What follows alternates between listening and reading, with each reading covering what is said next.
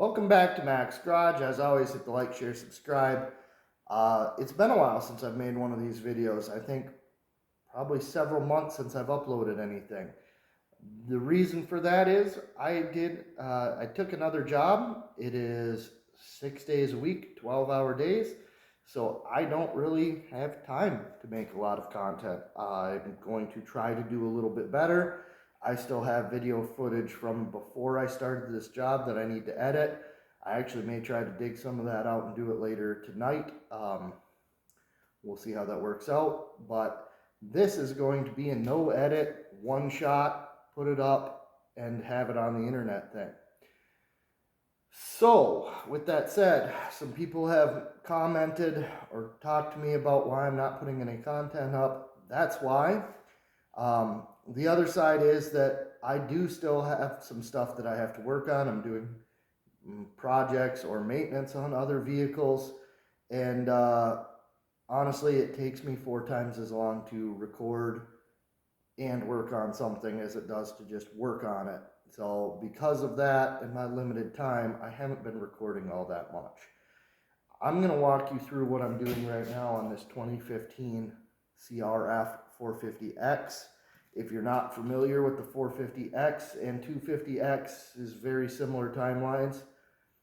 This bike came out and remained basically unchanged from 2005 to, I believe they quit in 16 or 17 with this chassis design. I'm not sure where I might be a little off on my years. But it's basically the same bike the whole way through. They changed a few things, but nothing really major. They updated a couple things. I believe the transmission's a little bit better on the like 07 up. And again, I might not be right on the years. But anyway, I am working on making this bike street legal, so I'm going to grab the camera and kind of show you around. This particular one is a 2015. I'm in Michigan. Michigan is actually fairly easy to make things street legal in. You have to add some stuff to this bike in order to do it, but they are a little bit easier than a lot of places. So here in Michigan, you have to have, I'll kind of start from the front of the bike and go back, a high and low beam headlight, a horn, a mirror, and that's it at the front.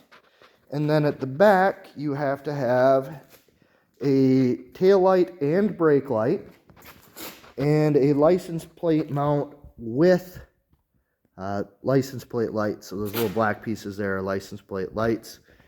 This, since I'm back here, we'll kind of go through what I did here.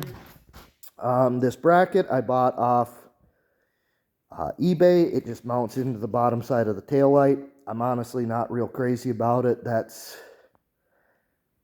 I don't know. I didn't have to drill through the fender. That's like the only thing that's kind of pretty positive about it.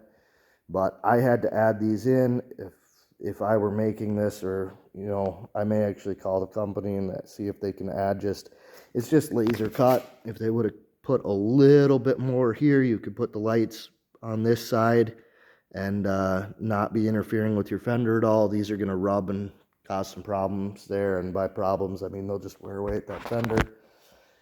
The fender itself is a UFO plastic, and they also sell a tail light.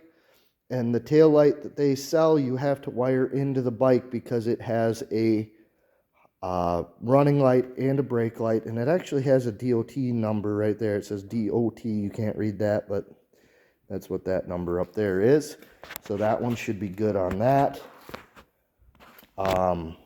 As we go up to the side, most of your electronics are underneath this panel next to your airbox on the 450X. Up under the seat, which I'm going to have to pull off here in a minute, but I haven't yet, we have a battery, and that's honestly the biggest driving factor for me buying this bike over my 400X. XR400, that's what it is. I'm starting to screw up bikes and quads and all that stuff. But anyway, I have a XR400 that is street legal, and I have been riding for a few years, and honestly, I'm tired of kickstarting. I'm getting old. That's all it is. Like, I'm getting too old to kickstart a bike, and this one has electric start. So the brake lights are kind of a, I haven't finished wiring them yet, but we've got this banjo bolt is replaced by a sensor. So you pull the banjo bolt out, replace the sensor, which you should change the brake fluid in these every once in a while anyway. The brake fluid was pretty nasty. And then this pigtail comes out, and I have not routed it, but it's going to go up and under, kind of next to the starter, in between the starter and the carburetor on this bike for the rear brake. And that's all you really need. You only need one brake light activator. But I also did the front. Wrong side. So I also put one on the front brake. Same deal. The front brake is kind of a pain to bleed out, but I use my front brake, especially in traffic or stopped at a stoplight, more than the rear brake. So I wanted to have that one as well. The headlight is kind of an interesting deal, because if you notice here, we got 3 wires. Green is the ground, blue is a light filament, and white is a light filament. So that means that it has a high and low beam inside this light. Now on the bike side, it only has a blue and a green. So the green is the ground again, and the blue is whatever filament they have lit up. I don't know if it's the high or the low. Haven't really been able to test that yet. So the problem I'm running into here is that I have not yet found the connector to go inside of there. So I need a pin that goes inside that connector. Maybe I should just go find some Honda cars and see if I can find one. But the dealership has not been any help, and I haven't found anything online telling me what connector I can use. But once I have that, these wires are hooked up to my TrailTech high-low switch. So I will run the blue. We'll leave green alone. Green's totally fine. We'll run the blue wire here up to the red wire, which is the power into that switch. And then I don't remember which one's which, but I think it's green and white are the ones that will hook up. Don't quote me on that. Look at your instructions. But anyway, one of these is high beam, one of these is low beam, and we'll hook that up so that we have a high and low beam. If not totally functional, at least good enough to pass the inspection that has to be done in order to be street legal. So I've got wires kind of all over the place here. I can't finish this today because I need a connector back here. By the way, I'm using yellow wire, and you can do whatever you want, but on this tail light that came in, the yellow wire is the running light, so it has constant power. So I just took yellow to be everything that's going to be constant power. I'm going to feed this, because these are all LEDs and they should be incredibly low draw.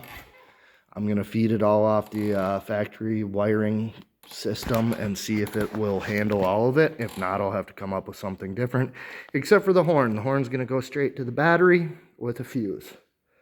So, yeah. I think that's about it.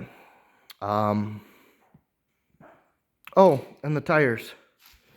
These tires do not look like it, but they are street legal Pirellis. So that was another thing that I had to change. And yeah, and then I also put a Enduro Engineering skid plate on there, because I have had that probably save an engine out in the desert before. Drop it onto a rock on accident, and that's a good thing to have. Depending on how it runs, may have to add some cooling fans. We'll see. But yeah, this video turned out to be a lot longer than I thought it was going to be, and I guess I'm done at this point. So thanks for watching. Hopefully I will be able to put some more content up soon. I'm going to probably shoot for putting like a video a month up. It doesn't sound like much, but that's, unless I get somebody to edit and make videos for me, that's just what's going to happen. So thanks for watching, and I'll see you later.